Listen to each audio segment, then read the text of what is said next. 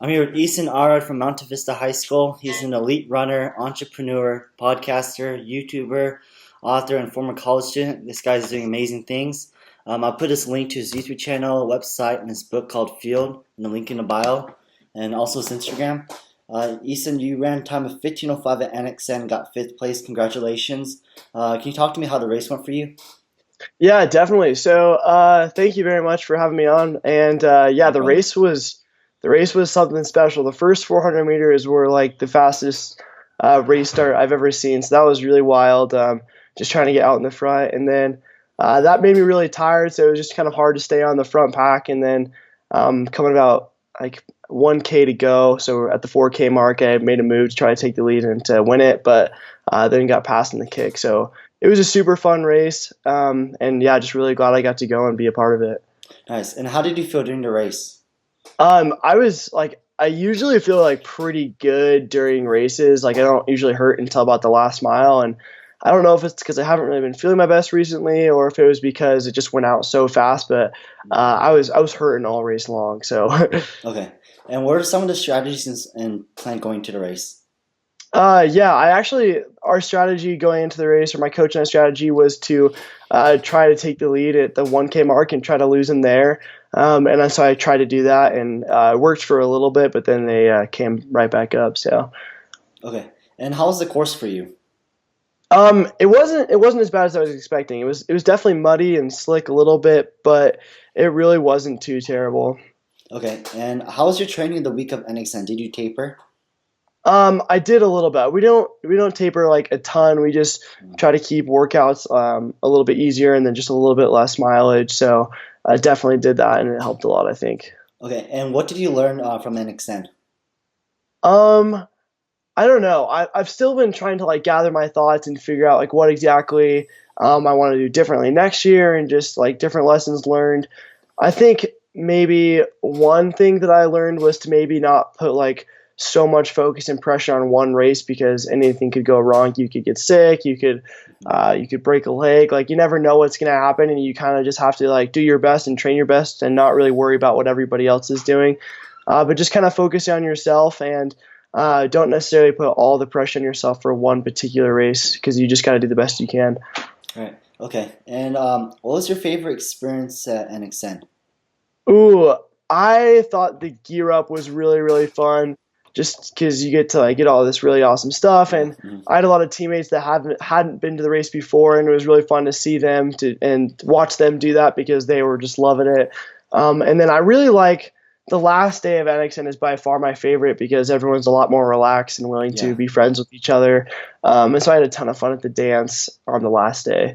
Nice. And can you talk about like the great hospitality from Nike and how well they treated you? Yeah, they treat you great. It's really cool because you just get to go and you stay at a nice hotel with all the other athletes, which is really fun. It's a lot of pressure to see all those guys you're going to be competing with in like the next couple of days. But yeah, Nike treats you really well. They take care of you. They feed you well, and it was really great. Nice. And what did you do in your free time at NXN?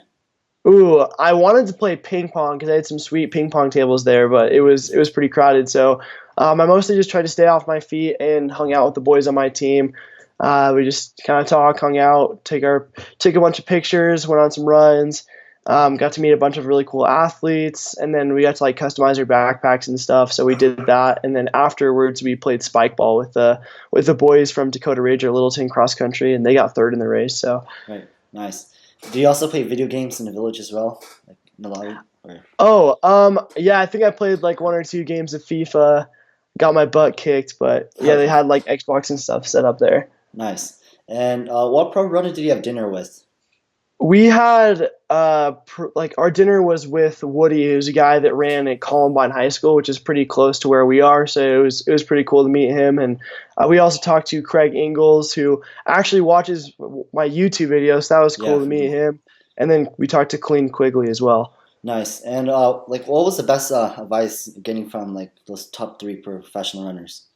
That's a good question. Well, Colleen Quigley just said to enjoy every moment of it, because you don't know when you're going to be back, and it's really special, especially like being at NXN. You don't know if you'll ever be back there again. So she just said enjoy every second of it, enjoy every second of high school, and just be grateful that you are able to be where you're at and just healthy and having fun. And what was the highlight of NXN? The highlight of NXN, I would say that it's probably not what you've guessed, but I would say it was after the race and just being able to go and talk to all the other athletes and congratulate them and just hear about how they race and just to meet a lot of new people and just playing spike ball with like the other teams and just meeting a bunch of really cool people. Nice. And what were some of the difficulties and challenges that you encountered of not being able to race due to transferring to a new school at a different city? Yeah. So it was actually the high school I transferred to was actually even closer to my house. Oh, it was okay. So yeah, so I knew a lot of the guys at the school, but it was really, really hard to have to sit out such a long time when I didn't feel like it was super necessary. And it was a bummer to not be able to help my team out and to race with those guys and to do some of the things that they got to do, like run a state. But I think at the same time, it helped me to be mentally stronger for some of those bigger races. But it also did put more pressure on those bigger races, which I didn't like. Okay. And how was the experience of racing like college races? That race was incredibly fun. It was really cool to be able to run an 8K and kind of get a feel for what that distance is going to be like in college. And that race was really, really fun because it was a pretty fast course. It was a little bit wet outside, and that just like made it more fun and like kind of a cool experience. And then also my whole team came down to watch, and it was fun to have them there cheering me on as well. Nice. And how many miles do you run a day before a race and also cool down? We usually just do like before a race, we'll do a 15-minute warm up run, and then afterwards we'll just do a 10-minute cool down. Okay. And what is your thought about strength training, like lifting weights for distance runners? Yeah, I actually think it's good. I wanted to do a lot more of that this season, but I actually like have a stress fracture in my back, Okay. so I haven't been able to lift at all this season, which has kind of been a bummer. But when my back heals up after I rest, then I'm hoping to be able to start lifting again. I think it's good. Okay. And how often do you go to the gym and lift weights? When I am lifting, I try to get into the gym twice a week. That doesn't always happen. And I usually try to do it like after a workout so that I can have like a full another day to recover before my next workout. Okay. And what is it about cross country that you love about? Oh man, I always like that question just because I think it's important to recognize that you run because you love it. You don't run to beat other Right. individuals out there, and you don't really run for money. Like you have to run because you love it. And so I've Yeah. thought about that a lot. And I think the reason I love it so much is because you just get to spend a lot of quality time with really good people, and you get to meet a lot of new people. And I think that running is in a way a form of like meditation, and it's just really fun to like be out in nature and just to enjoy that and be working hard as well. Okay. And what have you learned from this year cross country season? That's a good question. I think that I've learned how to be a good teammate because just being on a new team, I had to really like learn a lot of those things, learn how to like mesh with a new group of guys, um and yeah, I don't know. That's hard. I had to think about that one a little bit more, but definitely just being a good teammate and then just work ethic and all sorts of stuff. Okay. And what is your goal for this upcoming track season? I don't really know. I haven't had like any super definitive goals, but I think I want to go really hard at the mile and see what I can do there. And yeah, who knows? Hopefully I can get in a couple of like nighttime sea level races just to be able to run fast and to get to some of the bigger meets as well. Okay. And now I'm going to ask you like some personal questions, some questions about yourself. The first one is, who's your favorite professional runner and why? Ooh, I would say it's Colleen Quigley, just because she's so inspiring to me because she believes in like a lot of the same stuff as I do. Like she believes a lot in like meditation and writing down your goals. And she like puts that stuff out on Instagram and is like vulnerable about that kind of thing. And so I think it's really inspiring for me to like see all those things from her. And then also, I take a lot of like inspiration from Eliud Kipchoge and Steve Prefontaine. Right, nice. And who's your favorite basketball player? Ooh, good question. The joke all year was that my favorite basketball player was Kevin Durant because he went from Oklahoma City to the Warriors, and I Yeah. kind of did that in cross country. But he's not actually my favorite player. I really like Russell Westbrook. He just has a fun style of play to watch. He's super athletic. Yeah, for sure. Um, so you played JV basketball at Rock Canyon High School. How did you balance running and preparing for track?